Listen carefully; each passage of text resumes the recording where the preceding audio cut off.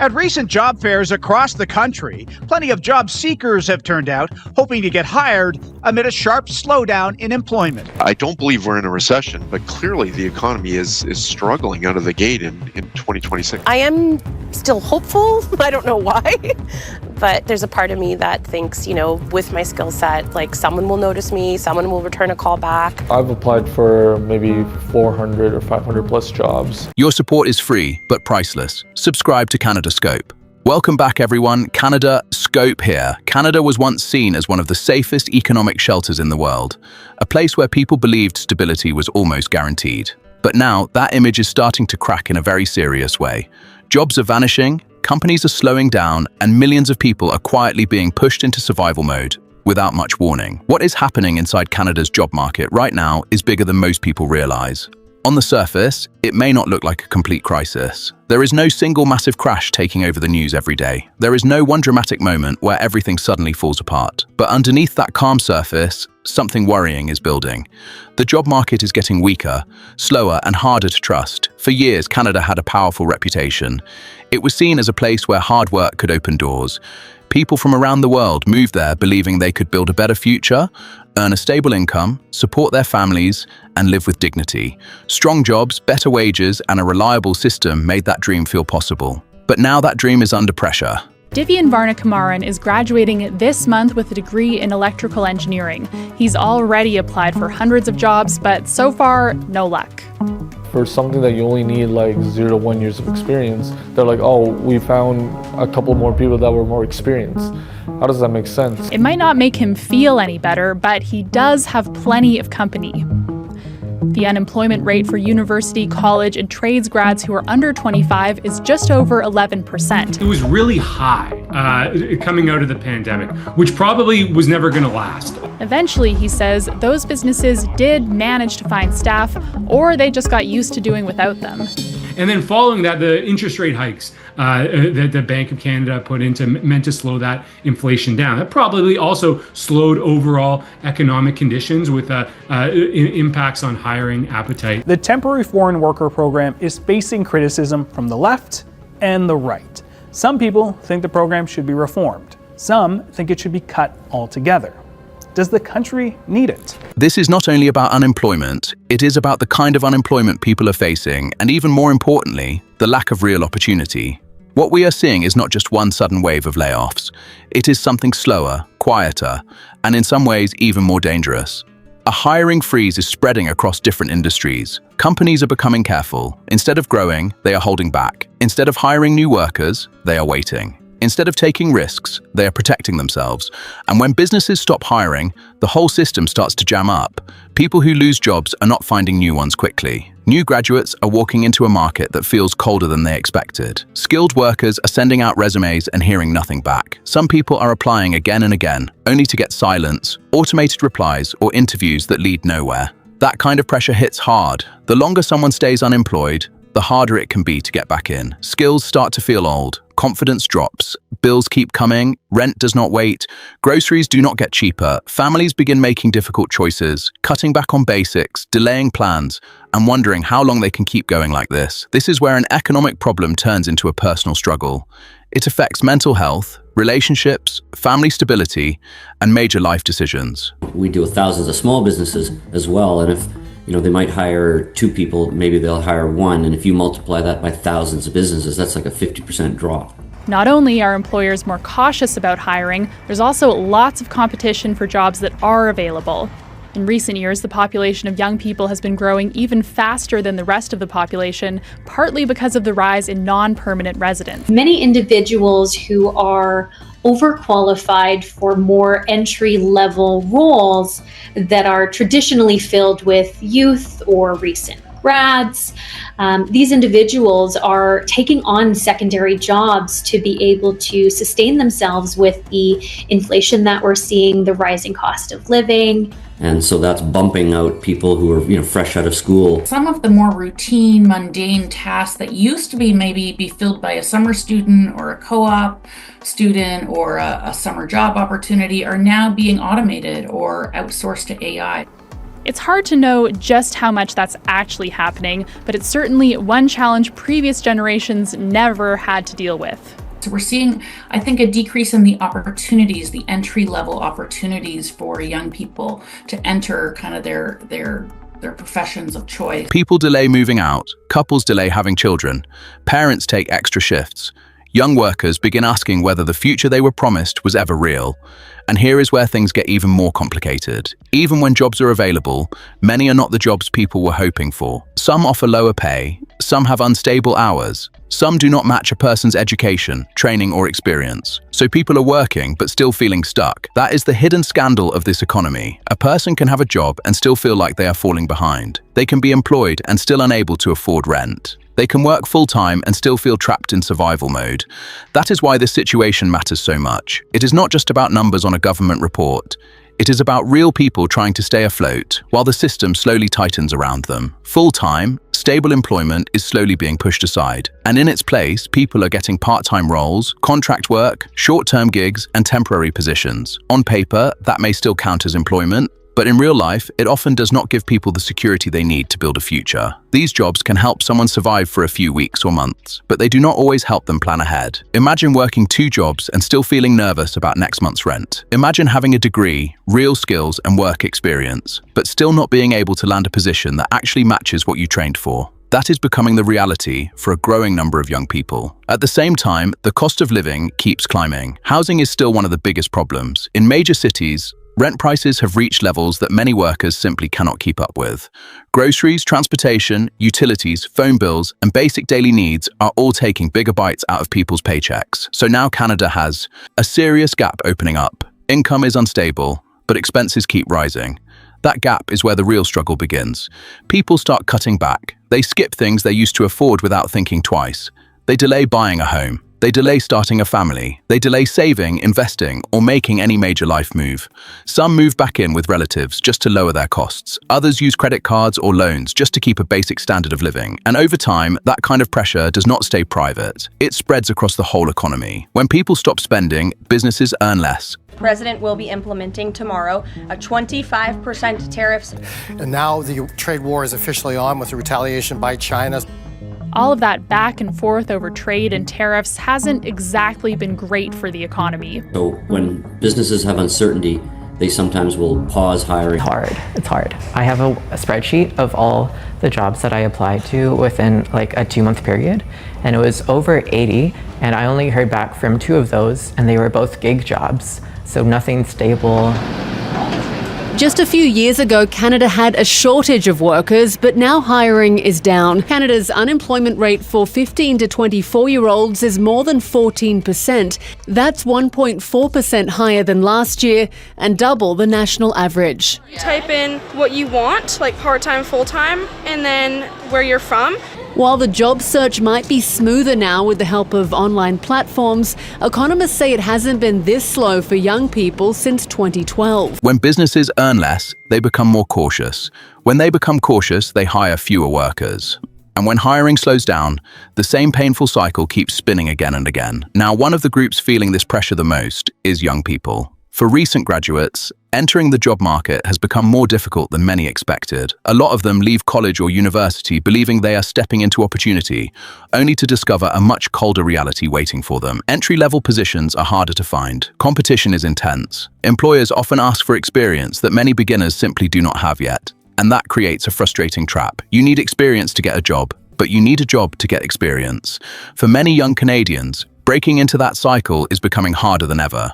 They send resumes, update profiles, apply for roles, attend interviews, and still end up with nothing solid. Some are forced to accept jobs far below their qualifications, not because they lack ambition, but because better options are not showing up. That is where underemployment becomes a serious problem. A person may be working, but not in a role that matches their education, training, or potential. They are earning money, but not building a career. They are staying busy but not moving forward, and that can follow them for years. When young workers cannot establish stable careers early, it can affect their earnings, savings, confidence, and long-term financial security. The first few years in the workforce matter. If those years are spent stuck in survival jobs, catching up later becomes much harder. But the pressure does not stop there.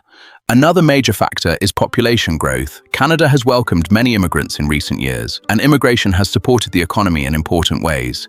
It has brought workers, talent, culture, and new energy into the country. But the issue is that job creation has not always kept up with the speed of population growth. More people are entering the workforce, but there are not always enough new jobs to absorb everyone.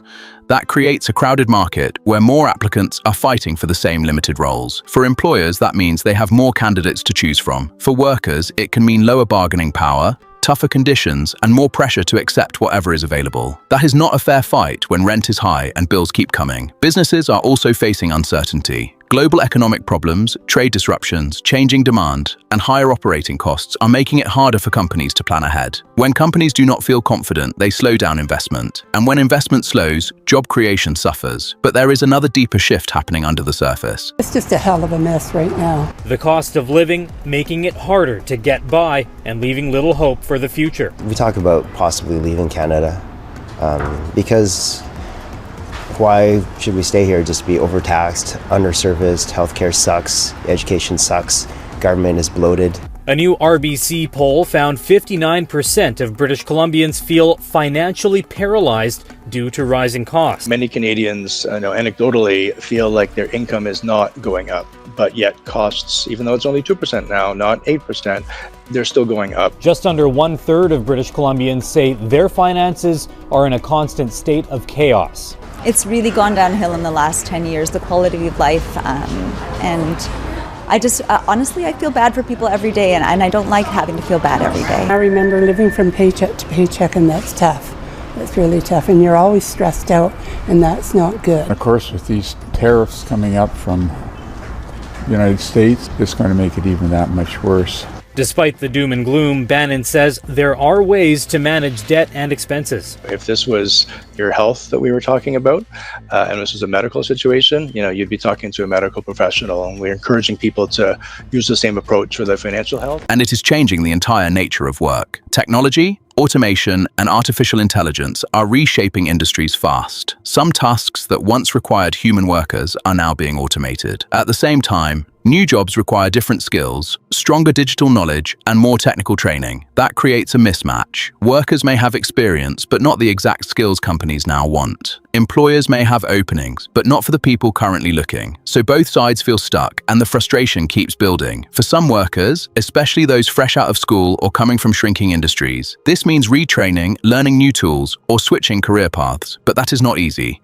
Training costs money. Learning takes time. And not every person has the support, savings, or clear path needed to make that jump. That is the harsh reality nobody wants to say too loudly. Canada's job market is not just slowing down, it is changing shape, and many workers are being forced to adjust faster than they can afford to. So yes, opportunities still exist in certain sectors, but they are not always within reach for the people who need them most. And that is what makes this situation even more frustrating. The problem is not only that there are fewer good jobs, it is also that many available jobs do not match the workers who are desperately searching for them. That adds another heavy layer to the whole issue. It is not just a lack of jobs, it is a lack of fit between people, skills, wages, and real opportunity. And while this mismatch keeps growing, Canada's economic growth is also slowing down. When an economy loses speed, everything becomes more fragile. Businesses become cautious, consumers become careful, families start watching every dollar. Governments face more pressure to step in and prove they have a plan. Growth is what keeps job creation moving, and without strong growth, the labor market struggles to bounce back. That is why the current moment feels so uncertain. This is not one sudden crisis that can be fixed with one quick announcement. It is a slow shift.